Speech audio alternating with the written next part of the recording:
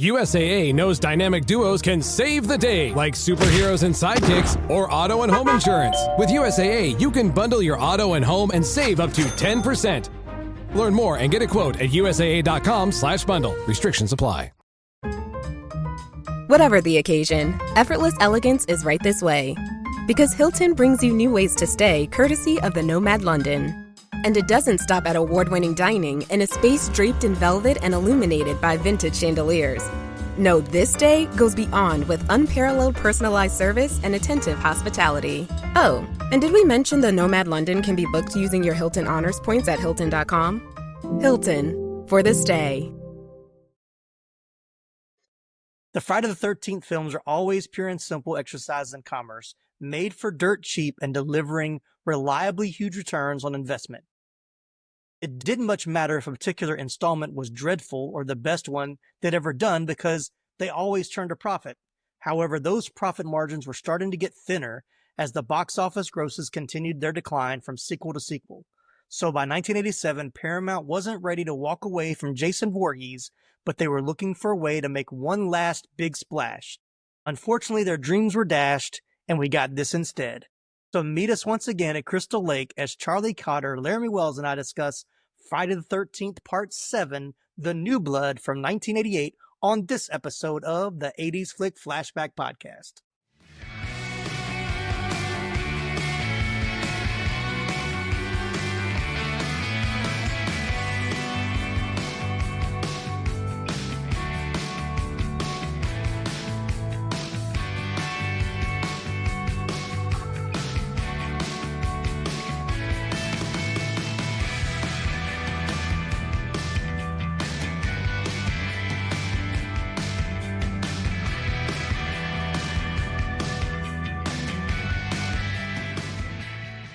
Well, welcome in everybody to the 80s Flick Flashback Podcast. I'm Tim Williams, the creator and host.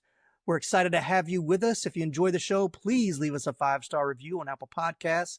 Don't forget to follow or subscribe so you never miss an episode. And we want to hear from you, so connect with us on Facebook, Instagram, TikTok, and YouTube. If you're feeling generous, you can support the podcast at buymeacoffee.com. And of course, visit 80sflickflashback.com and our TeePublic store for some awesome 80s Flick Flashback merch and original designs. My two co-hosts today are no strangers to the Friday the 13th franchise. First up, he may be the youngster of the group, but he knows a good 80s slasher when he sees one. It's Charlie Cotter. How you doing, Charlie? I'm all right. I'm doing well. I'm definitely the youngster of the group, but I've definitely, like you said, I've seen my fair share. Yes. And of course, we couldn't talk about Jason Voorhees without this guy. From Moving Panels Podcast, it's Laramy Wells. How you doing, Laramy? Great. This is my favorite Carrie sequel. Yeah, pretty much. So we're talking, of course, it's Friday the 13th. We're doing our bonus episode because we have a Friday in the month of June. That's the 13th. So we're almost out of, almost. There's typically 4 Fridays in June. But only one that's the 13th and only comes around every so often. But we're about to run out. We're in 88. We've got one more after this one. But we have, I think I've had both of you, I don't think on all of them, but on most of them. I think Laramy's been on all of them. I think Charlie's been on most of them. Maybe. But anyway, go back and listen to, we've done 1 through 6 so far. So here we are with number 7. So let's jump right in. Laramy, when did you see Friday the 13th Part 7 for the very first time on TV? When it aired, when it aired on Channel 36 in Atlanta, whenever I was a kid. Yeah, I can't tell you exactly when, but it definitely was again. All of the Friday the 13th, all of the Nightmare on Elm Streets, they were all on television in the probably early 90s when I was a child. Although honestly, other than like the nudity and the language, this didn't have to be cut all that much, I wouldn't think. Not for TV, but they cut a lot because, we'll get into it. They had to cut it 9 times to keep it from getting an X rating. And the director was not happy about it. Yeah. No, I'm just talking about with the finished product, like editing it for television hadn't have been that drastic. Yeah, much like one of the previous ones we talked about where it's like it was the most goreless and, the cleanest of the Friday the 13th movies so far. So, Charlie, what about you? I know you bought the compilation, and that's usually when you tell us you watched it for the first I time. was about to say, if you've listened to any of the other episodes, I bought the box set Mhm. maybe 7 or 8 years ago, and I sat down in a week or two and watched all of them. So yeah, this is, and then I watched it again not too long ago, so it's pretty fresh on the brain. Yeah. I can honestly say this was my first time watching this one. I had never seen Wow. this one before. I know we talked previously, like, I wasn't a huge horror of 80s fan. I got into Nightmare on Elm Street, but Friday the 13th I definitely got into later. But I know I'd seen, like, I remembered seeing 4, I remembered seeing 3, but the later ones I didn't. And so yeah, this was a first time watch for me. But I kind of knew that it wasn't one of the better ones, so my expectations were not very high, and I'm glad, because even with low expectations, it still wasn't good. But we'll get into it. So, how long has it been since you rewatched it before rewatching it for the podcast? Charlie said he just watched it a little while ago, right? Yeah, just watched it, and then watched that the recap that goes through all the highlights and lowlights of this movie. So yeah, just finished that not too long ago. Gotcha. What about you, Laramy? Probably, other than watching it to prep for this show, it's probably been 2 or 3 years Okay. since I've watched it. Again, I am a fan of all of these, so I do watch them on a fairly regular basis. Not necessarily yearly, but fairly consistently. Do you watch them in order, or you just pick one to watch every so often? If I'm going to watch them, I usually, it's kind of the way Charlie just talked about. Like, I usually try to sit and watch as many of them as I can from the beginning to the end. Yeah. Watch the decline from movie to movie, like in real time. Gotcha. All right, well, let's jump into pre-production and story origin. After the previous installment, Friday the 13th, Part 6, Jason Lives, which reintroduced the Jason Voorhees character, Part 7 was originally intended to be a crossover film between Jason and Freddy. With each Friday the 13th sequel, the box office profits were diminishing, with the films in the Nightmare on Elm Street series grossing nearly twice the amount of the Friday the 13th films. Paramount Pictures proposed the crossover idea to New Line Cinema, the rival company who held the rights to the Elm Street films, with Paramount controlling domestic distribution and New Line controlling international distribution. The idea was abandoned after the two companies failed to come to an agreement, with the concept only coming to fruition after New Line purchased the rights to the Friday the 13th franchise, releasing Freddy vs. Jason in 2003. But one of the concepts for Part 7 was conceived by associate producer Barbara Sachs and was noted as being similar to the plot of Jaws, where a corporate land developer covers up the previous Jason Voorhees massacres in order to profitably build condos on Crystal Lake.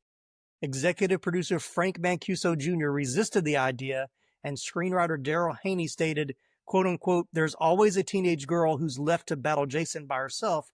What if the girl had telekinetic powers?" Sachs, who considered the Jason versus Carrie concept to be an interesting idea, wanted the installment to be more respectable than the previous entries in the series. Haney stated that she wanted to be unlike any other Friday the 13th. She wanted it to win an Academy Award. Several high-profile directors were considered for the job, including Italian filmmaker Federico Fellini. Instead, they got John Carl Buckler, an American special makeup effects artist, screenwriter and actor. He was best known for his work on horror and science fiction films, mostly as part of Charles and directed films such as Troll, Cellar Dweller, Ghoulies 3, Ghoulies Go to College, and Curse of the 49er. His makeup work included Ghoulies, Troll, Terrorvision, Dolls, A Nightmare on Elm Street 4, The Dream Master, and Halloween 4, The Return of Michael Myers. So, not Academy Award winning stuff. No, but I have a problem with one thing that was said. Okay, what's that? He said that Jason, there's always a final girl with Jason. Had he forgotten the last 3 movies? I think the Tommy Jarvis trilogy? Right. Well, I think I read a different account where he was basically on the payphone with the producer, and every idea he gave them, they wouldn't take. And so he's like, well, let me just throw this out at you. So it was kind of a bottom of the barrel pitch idea. So he probably wasn't thinking of it clearly all the way through. But yeah. And the director now calls it Carrie versus the Terminator. He doesn't even think of it as a Jason Voorhees Friday the 13th type movie. Look, if the best thing to come out of this movie and then the next three is Kane Hodder. Absolutely. Absolutely. The best Jason, hands down. Absolutely. Yeah, one thing you said in there actually makes a lot of sense about the whole, they wanted to get, Jason kept getting stronger and stronger, and so they needed a new idea. So they came up with Carrie instead of just a regular final girl. If you have just a regular human, well then this zombie teleporting Jason could just make short work of it. So I guess it makes sense, with movie number 7. Yeah. Let's get crazy. Going back to Kane Hodder, though, if your worry is that Kane's getting stronger, why do you hire a guy who's built like a house? He's got to be the thickest Jason. Yeah. Maybe not the tallest, Right. but the thickest Jason we've had yet. Mm-hmm. Mm-hmm. Yeah, and the way he moves around, especially in the later scenes, Kane Hodder's so good at that. Yeah, like he's not necessarily smart, but quote unquote, he's the smarter Jason. Like he closes a door and he is trying to scare them, and it's just it's working. Yeah. He's terrifying. Mm-hmm. All right, well, let's jump into casting since we're right there talking about Kane Hodder, because he's at the top of the cast list. As he should be.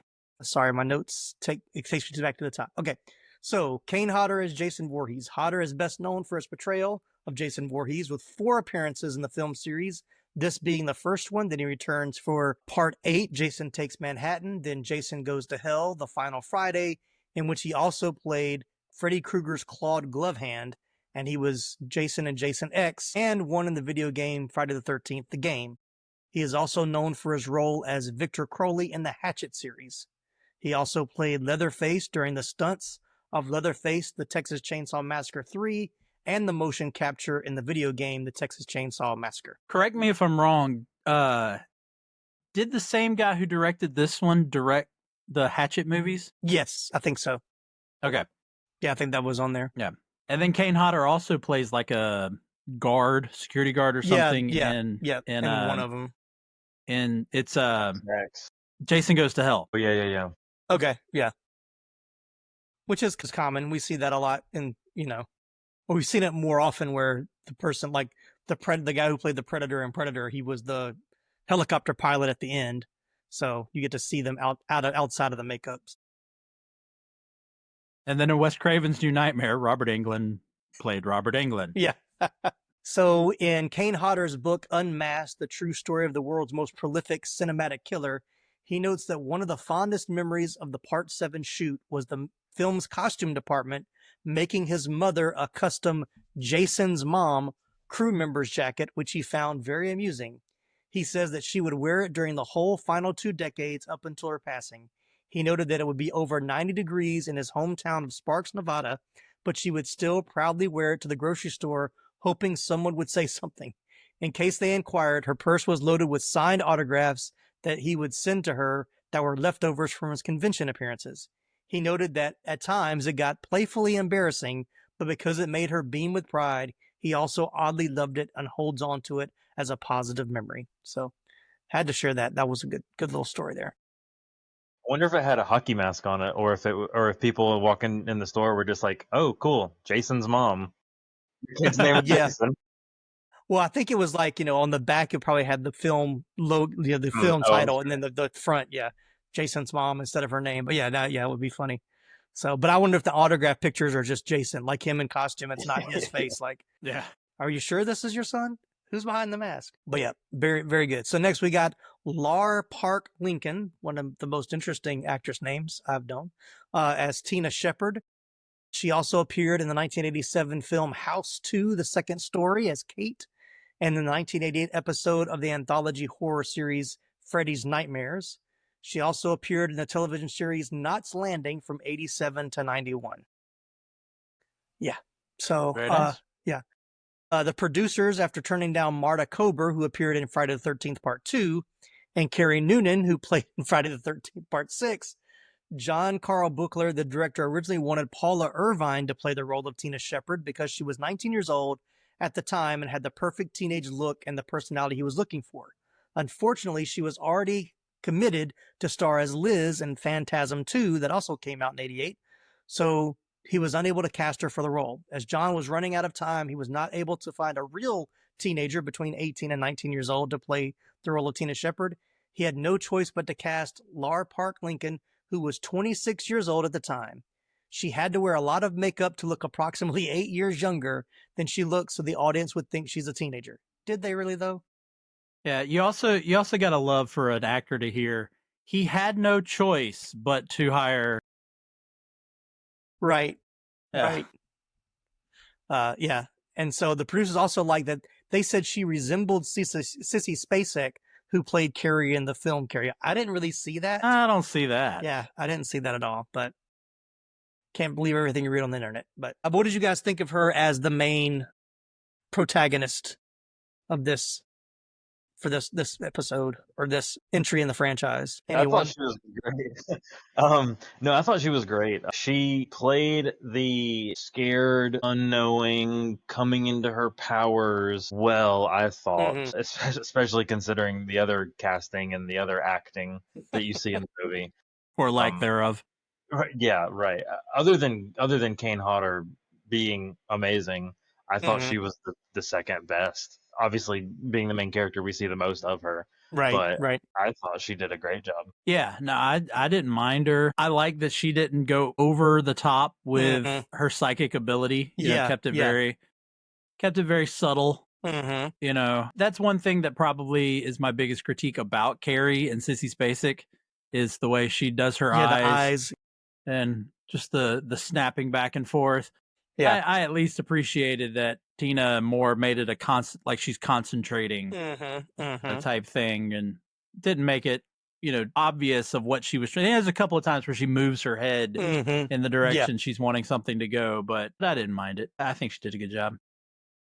Yeah, I don't have anything negative to say. I don't think she was a standout necessarily. Like, I'm not shocked that I didn't see her in a lot of other movies. Like, she's not my favorite final girl of the series. I think there's been others that were stronger than her, but once again, I don't really have much to complain about. I think she did well with what she had. You'll see as we go, I don't have much to talk about cast wise. And I could even tell you right now, even going through the cast, like, I don't remember who anybody was.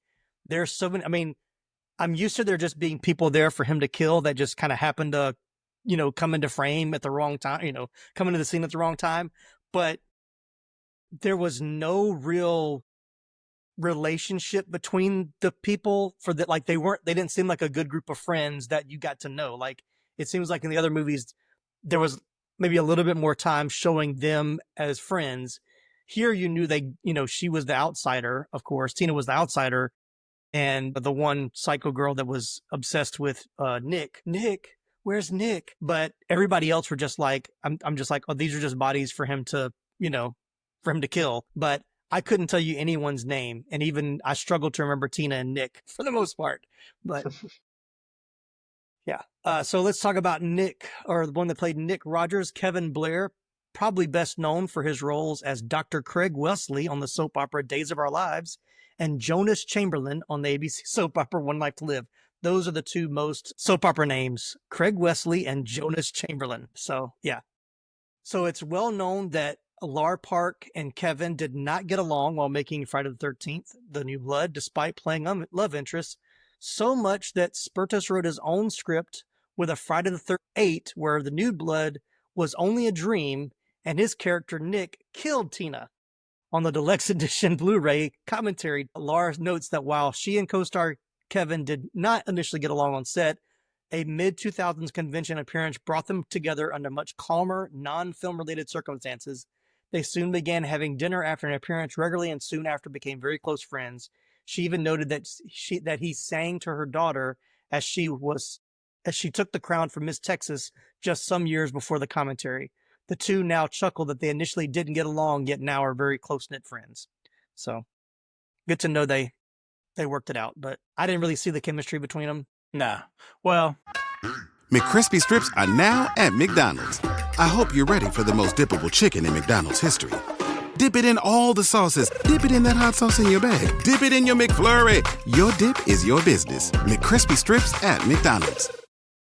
This episode is brought to you by Nespresso and Samra Origins by the Weekend Coffee Collection. Introducing Samra Origins. My collaboration with Nespresso is a connection to my roots, to my mother, Samra. Coffee that hits the right notes. It transports you. Crafted with unique notes and bold, soaring flavors. Experience a taste that moves you. Nespresso and Samra Origins. Discover more at Nespresso.com. There's a good reason for that. I don't know if you're aware. Well, yeah. Yeah. I wasn't going to get into that part of it, but he played for the other team. We'll just put it that way. So did pretty much every other male actor that is in this movie. Yes. Yeah, I read that as well. So there wasn't a lot of chemistry with any of them. Right. Which I think once again makes it even more awkward that there's not real chemistry with anybody. Like nobody seems like a real couple at all. They're just like they're Jason fodder. Everything very forgettable. Yeah, exactly. Yeah. Okay, we're getting into it. So Susan Blue, who played Amanda Shepard, Tina's mother, I didn't think there was much here, but she's a very well-known voice actress. She voiced RC in Transformers the movie in seasons 3 and 4 of Transformers. She's also known for playing the roles of Stormy, Mary Phillips, and Lindsay Pierce in the 80s animated series Jim. She also served as a casting and voice director for Hanny Manny, for which she also guest starred as Marion. So, there you go. She was a well-known voice actress. And then the only name on this cast list that I recognize, Terry Kaiser, is Dr. Chris Cruz, who's best known for playing the deceased title character Bernie Lomax in the comedy Weekend at Bernie's and its sequel, Weekend at Bernie's 2. Yep, good old Bernie. Yeah, which is crazy. Go ahead. I was just gonna say for the people out there of the younger generation, as you point out, the guy who played Eddie, I don't remember his real name, but he was a voice actor. He did some of the voices on Dexter's Lab, and he was the voice of Johnny Bravo. He was, Johnny Bravo. Okay. So that's pretty cool. That's, like I said, that resonates with me more. But I had and he doesn't look like he would voice Johnny Bravo, but I mean, I believe it. Yeah. That's cool. Yeah, I don't think I had him down. And going back to Terry Kaiser, yes, me as the Superman guy, he played and bearing my last name, he played H.G. Wells on The New Adventures of Lois and Clark in the 90s. Very cool. Yep, but it was crazy for me because when I started watching it, I didn't look at like what year it came out, and I was kind of confused because I was like, it feels more like a mid 80s, like 85, 86, like even. I mean, Weekend at Bernie's came out a year later, and he looks so much older in Weekend at Bernie's. Now, maybe they wanted to be younger and look older or whatever, but it just seemed like it was hard for me to believe this was made in 88. It just didn't seem to have the same kind of the quality, or it just looked older. The only other castmate that I'll really kind of talk about, only because she did some things. Elizabeth Keighton as Robin Peterson. She was the redhead. She made her, that's the only reason I had to put that there so I remember who she was. She made her film debut in the raucous comedy Waitress in 1981. She had a one-line mid-part as a German girl in Woody Allen's Zelig. She moved to Los Angeles in 1984. She alternated between lead and supporting roles in a bunch of entertainingly trashy, low-budget exploitation features in the horror, action, comedy, and science fiction genres. She appeared as Candy in the Vice Academy film series. Her other memorable parts include Jennifer Staten in Silent Night, Deadly Night Part 2 in 87. She was in Slave Girls from Beyond Infinity in 87. Assault of the Killer Bimbos in 88. There you go. Gretchen Hope in Rollerblade Warriors Taken by Force in 89. Yeah. So love those titles. Yeah. They were so fun. I had to share them. So her death scene had to be reshot after principal shooting on the movie had wrapped in Alabama. She was originally killed by Jason by having her stomach cut open with a machete, but the makeup appliance underneath her shirt was noticeable. So the scene had to be reshot in Los Angeles, with her being thrown out of a window by Jason instead. And of course, we know this was just like the similar kill from, wasn't the one before this one? Was that 5? Yeah, I don't know. There's 5. so many throwing out the windows and. Yeah, somebody wrote that. Although I will say, no one has ever been thrown out a window and landed so softly. Yeah. Yeah. I think I read they were like the other girl that got thrown out landed on the car, which is probably what killed her. And they said with her only falling out of the second story window, she probably would have been hurt, but probably didn't die. So, yeah, wouldn't have died. Yeah. But we don't see her again, so you assume that's what happened. So, did you recognize the voice at the beginning as the narrator? Not. I did. There are two theories, or there's two. They're not two theories. There's two reports. One is that it's Walt Gordy who played Crazy Ralph in the first 2 entries. Crazy Ralph returning from the dead. Exactly. And there's another one that said it was Stacy Keach Sr. who did the voiceover, but I want to go with Walt Gordy. I like to know that he came back. It was his final role before he passed away. So thought that was worth mentioning. And then the director, John Carl Buckler, made a cameo. He was the firefighter who picks up Jason's broken mask at the end. Good for him. Yeah, had to be seen.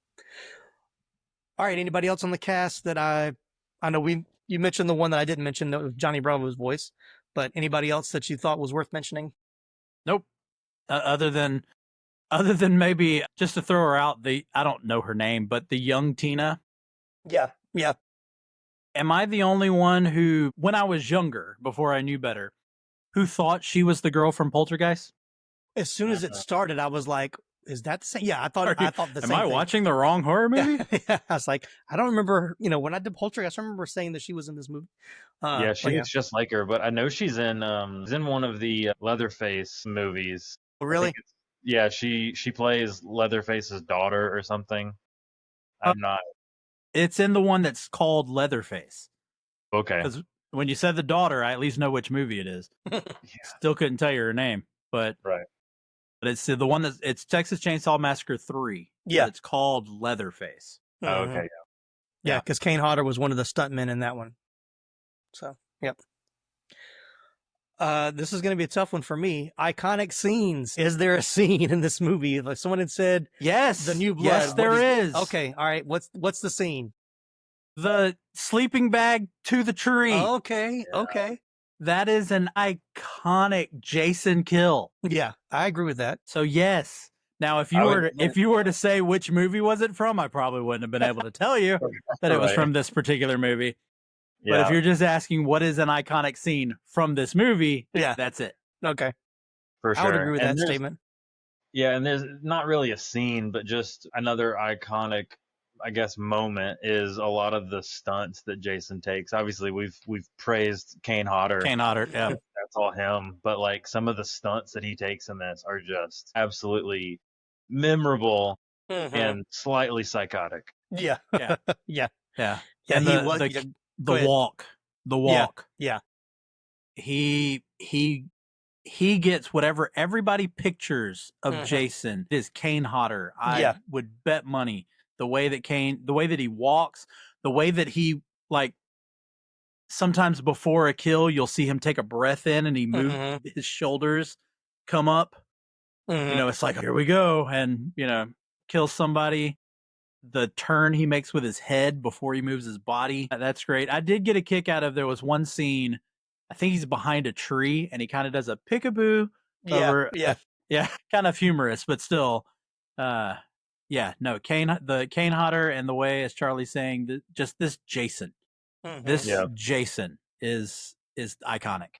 And he also kind of pulls like a Michael Myers, and he'll admire some of his kills. He doesn't do it every single one of them. Yeah. But a lot of them, he just has that extra 1 or 2 seconds where he just looks at him or is like, yeah, I did that. But we talked about, Charlie mentioned earlier about, the teleporting Jason, which people always talk about. Like, how did he get there?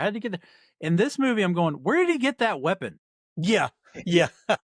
Especially after he kills Tina's mom, which he just does with whatever that thing is, but it's just, a standard little weapon. And then all of a sudden he's going after Dr. Cruz with a weed eater, with a saw blade attached to it. Yeah. Where did he get that? Where was that? Just laying in the It was in his woods. school Yeah. bag. He's just placed things around. Mm-hmm. Yeah, I did see somewhere a little fun fact is that's the only motorized weapon in the entire Friday franchise that Jason gets a kill with. That is the only one. Everything else is a, standard. Right. Blunt object. Yeah. Machete, axe. Yeah. Yeah. His hands squeezing someone's head. Yeah. Yeah. Which that one he does several times. Mm-hmm. Mm-hmm. Yeah, he's good at that one. I will say, like, one of my other favorite ones when you're talking about the walk is whoever the party was for, that the cousin that was running late, where he was using the bathroom, he kills the girlfriend, and then he starts to run and Jason does the walk. And I'm like, oh, here we go. He's going to catch up with him. Like, nope. He just takes the knife out and just throws it and hits him in the back. I was like, that's cool. Like, I'm not even going to chase you. I'm just going to kill you from here. So that was one of my, that's probably, second definitely to the sleeping bag, but that was probably one of my favorite kills as well. So any other favorite scenes? No. Just the fight scene, where you actually get Carrie versus Jason. That's Talking about the stunts, like, he was the stunt man for when the front of the house falls in on him. He was the stunt man when he falls through the So talking about fire. when the roof falls down on him. Mm-hmm. Do you know that actually injured him? Yeah. And he says the only reason he did not sustain a serious injury is because of the mask. Wow. Okay. And if you look very closely, the stunt woman that's playing Tina, you see her from behind, right before it cuts, you see her flinch because she realizes what just happened to Kane. Mm-hmm, mm-hmm. Yeah. I think I read too, like when he fell through the floor, like he barely missed one, like more of the floor broke than they thought. And he barely missed hitting the back of his head on one of the open. Yeah. It wasn't so boards. much that more of it's just he almost went too far. Well, gotcha. Yeah. And his head, if he had been just a couple of inches farther, his head would have hit a stationary step that wasn't designed to break. Right. Yeah. Yeah. And then, of course, y'all mentioned the fire. And I think at the time of this movie, that was the longest recorded. Yep. Yeah. It was the first time that you saw it lit on film. Like typically they do it separate, but he actually had an igniter on him that caused him to catch fire. You see it on camera. And then he went 40 seconds, which at that time was the record for the longest. Was the longest burn. Yep. Kane Hodder is awesome. Mm-hmm. Yeah. Mm-hmm. And the other crazy thing is he had already done a fire stunt and got burned seriously. Yeah, he's got a scar. Yeah, world record burn. So he might actually be crazy. Well, he has the word "kill" tattooed on the inside of his bottom lip. Yeah. Yeah. Not where I'd want to put a tattoo. No, I don't have any tattoos. I don't either. But I can't even imagine what that would feel like. Look, I don't like needles anyway. That's why I don't have a tattoo. But I can't even imagine, it's hard enough thing is going to be on my arm or something that's not that sensitive. I don't even like getting my teeth cleaned. Come on, y'all. All right, well, let's jump into some scenes and trivia. Mentioning the sleeping bag scene, Kane Hodder said he had difficulty with the scene because of bashing her into the tree because the dummy and the fake blood inside was heavier than he thought it would be. The scene required a number of retakes because he kept swinging as hard as he could, but no matter how hard he swung the sleeping bag, he couldn't get it to look right. By the final take, he was so fed up with the situation that after he dropped the bag, he kicked it angrily. This is the shot that appears in the final film. In retrospect, he says that is one of his favorite kills that he later recreates in Jason X. Jason in X, 2001. Yep. But also they said that in the version we have, she only hits the tree once. But in the uncut scene, he actually like 6 or 7 times, like it was multiple times. And every time it would hit the tree, you would see more blood come through the sleeping bag. So, but they had him cut it. Stupid MPA. Right. And they said you can find like fan made director's cuts or like unedited, but the film quality is very poor because they said they were, back then they weren't thinking about director's cuts. So they were getting rid of the extra film. So they've talked about that. Just you're not going to find a director's cut that's going to be of good quality, but they say there's some out there on the internet if you want to search. All right, so another trivia. Director John Carl Buckler stated that he clashed with associate producer Barbara Sachs continuously over many ideas that he had for the film. This included showing Jason unmasked for quite a bit of the movie, which we saw that at the end. She vetoed the idea, but he ended up filming it behind her back. He also stated the final sequence of Tina's father coming out of the water was to be more elaborate and feature full prosthetics and a life-size dummy. That sequence was completely overruled and ended up filming what he considers an inferior version of the idea. We've said before we started recording, worst ending ever. Like, even when I watched this day, I said I hadn't seen it before. But when when Jason was coming at her and the boyfriend Nick was in the boat, and I was like, please, no, do not tell me the dad is coming out of the water. And as soon as he popped up, I was like, you have got to be kidding me. Like, there is no way. How did this get approved? Yeah, and two things. One is he looks great. Yeah. For the fact that he's been under the water for 10 years. But second, why has he been under the water for 10 years? Right. Yep. Why was his body never recovered? It's not like they didn't know where it was. There's just, I guess, something about getting bodies out of Crystal Lake. They just don't do it. Yeah. They don't know what they're going to find down there. No, I actually, so that's my next point. Writer Daryl Haney admits the conclusion of Tina's dead father coming out of the lake to save her was a stupid mistake. Director thought if they were going to do it, then Tina's dad needed to come up looking almost as decayed as Jason, since he was supposed to have been dead at the bottom of the lake for just as long. Scenes were shot with actor John Autran in full makeup, but Buckler was overruled by co-producer Barbara Sachs, who thought this effect looked equal parts disgusting and silly. So instead, they threw some traces of mud on his face and called it good. Fans have since theorized that the father is not his revived corpse, but only a manifestation of Tina's powers due to his lack of decomposition, the unexplained appearance of the chain that he carries, and because his body would have undoubtedly have been recovered from the lake after the death, which it isn't that you would large. hope, yeah, which isn't that large or deep. So yeah, fan theories can try to help you, but it's still a terrible ending. Yeah, I mean, it would be different if there was proof that she could actually manifest something. Yeah, exactly. Maybe, I don't know. Then it kind of gets into Nightmare on Elm Street, of where I'm going to imagine that I'm holding a sword, and then she's holding a sword. Right. Yeah, that gets into Freddy territory there, if you ask me. But I also liked when they kind of first encounter, and I know it's Tina doing it, but it's like all of a sudden Tina and Jason are standing in the woods from Evil Dead when you have the tree come up and attack.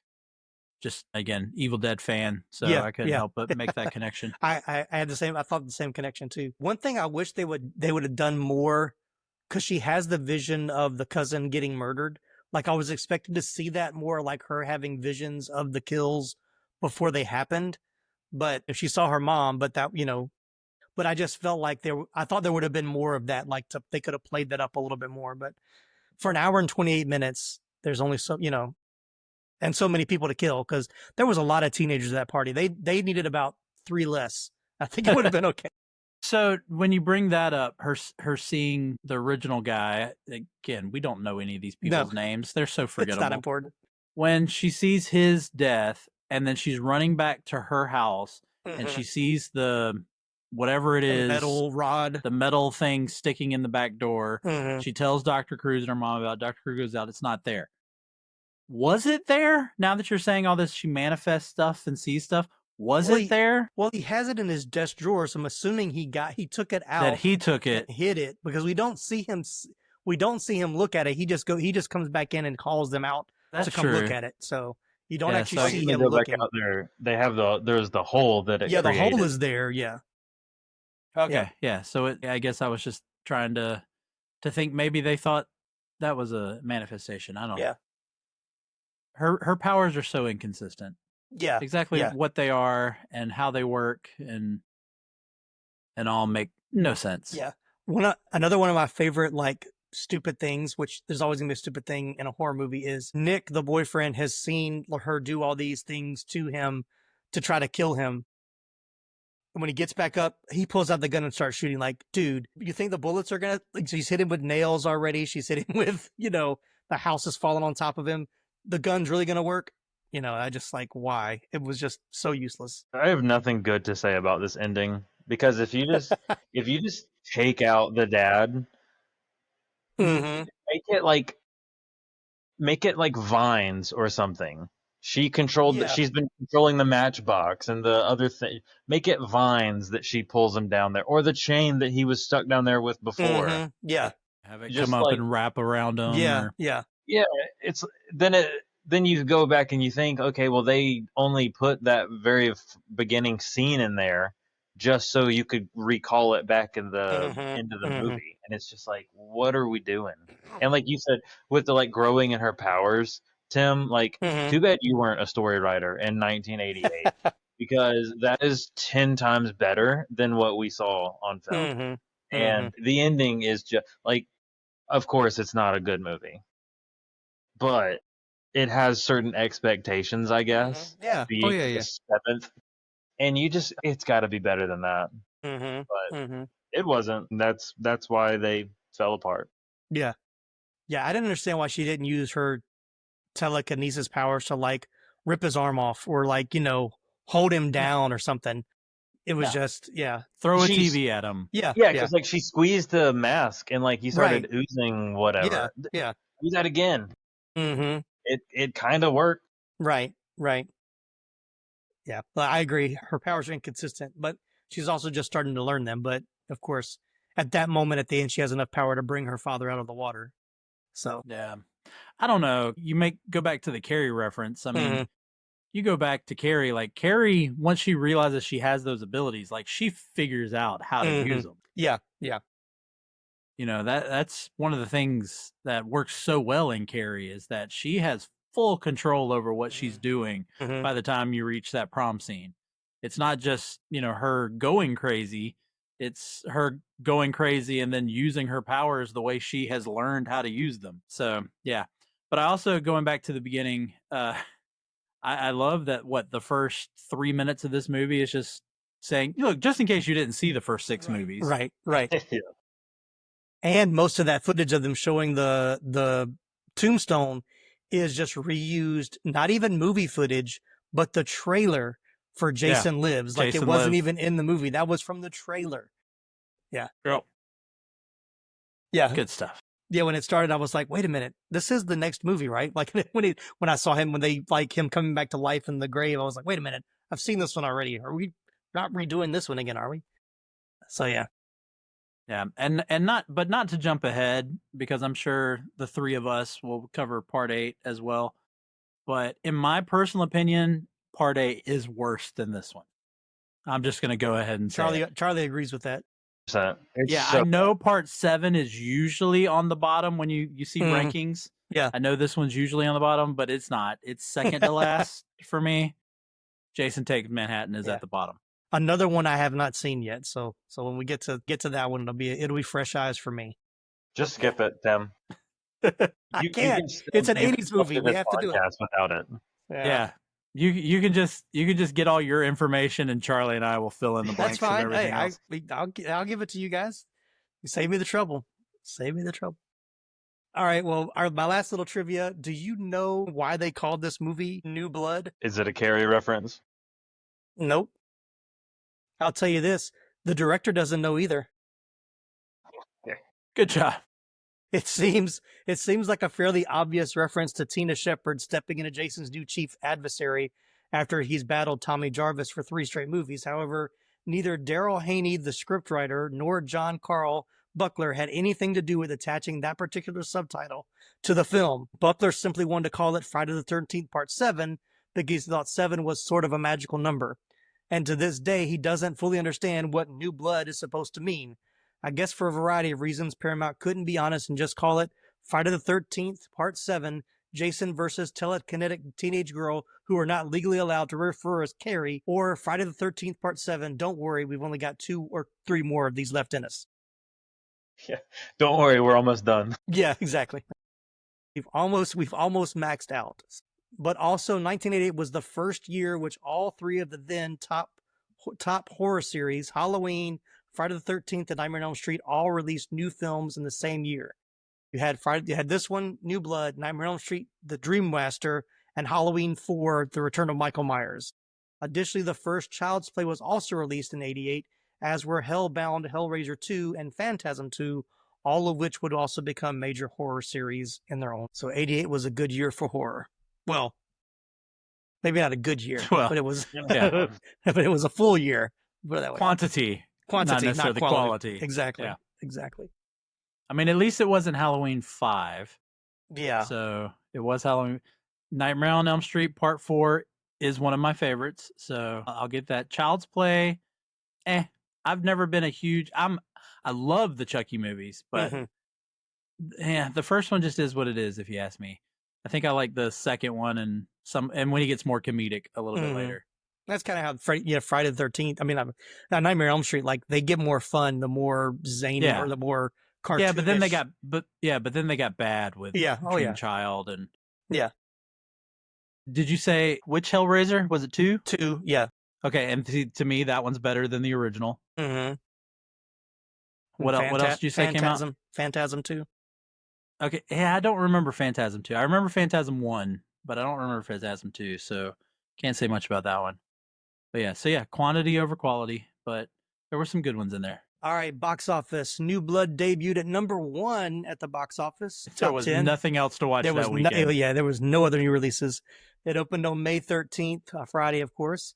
An encouraging sign, since Jason Lives had been the first Friday the 13th not to debut at number 1. Unfortunately, New Blood faded fast, ending with 19.1 million domestic, which was slightly off of Jason Lives' 19. They were going down while Nightmare on Elm Street was going up. Nightmare on Elm Street 4 opened later that year, grossing $49.3 million. So, yeah, their little 19 wasn't even close to what Freddy was doing. Yeah, but that still made it successful because it wasn't only like a $2 million budget. Yeah. I mean, it made money, but it didn't make the kind of money that they were expecting. But I think that goes back to, like, even though the previous movies made money, they never put more money into the sequels. Like, the sequels all looked cheap because they wanted to make them cheap to get more money on the back end. So, yeah. But the thing is why it doesn't seem to look like an 88 movie. It looks more like a 85, 86 movie. Which, speaking of, go back a couple of weeks to my podcast, The Moving Panels, and check out Tim and I talking about Superman 4. Yeah. Talking about, taking money away from a sequel and it looking like crap. Yeah, we're going to give you $50 million to make this movie. Oh, sorry, make that $17 million. No, it's like, make it $36 million. No, make it $17 million. Oh, sorry, we're out of money. Whatever you have left to shoot, you got to do it now. Yeah. All right, let's get into the Rewatchability Nostalgia Meter. This is our new segment where we take a look at how well this 80s flick holds up today. It is our way of measuring how enjoyable a movie is for repeat viewings, along with the waves of nostalgia it brings. Here's how it works. I think this is Charlie's first time telling us his ranking. Any number between 1 and 10 will do, but here are some parameters for you to help you decide. 1 at the bottom says, I saw it once and that was enough. Right in the middle, at the 5 is a good rewatch every couple of years, maybe longer. And the much coveted number 10 at the top is highly rewatchable and full of nostalgia. I'm pretty sure I know where this one's going to land for everybody, but Charlie, to give you a second to think about it, I'll let Laramy go first. Where does Nightmare on Elm Street, switch to horror movies. Where does Friday the 13th Part 7 land for you on the Rewatchability Nostalgia Meter? Okay, so I'm gonna give this 2 different aspects. Go for it. So if I am putting it like I talked about at the beginning, where I am watching it because I am watching all of the Friday the 13th, that puts it probably about like a 6, maybe. If I include it as part of the series. If I take it out all by itself, then I'm probably hitting a 2, 3. It's still going to have the nostalgia factor for me, but the rewatchability is way down. Yeah, this nostalgia factor keeps it from being a 1, but 2 or a 3 all by itself. With the series, I'd say probably a 6. Okay. I don't have anything to counter that. What do you say, Charlie? I too am going to give it 2 grades. If you could give me a version of just Kane Hodder, it's a solid 8.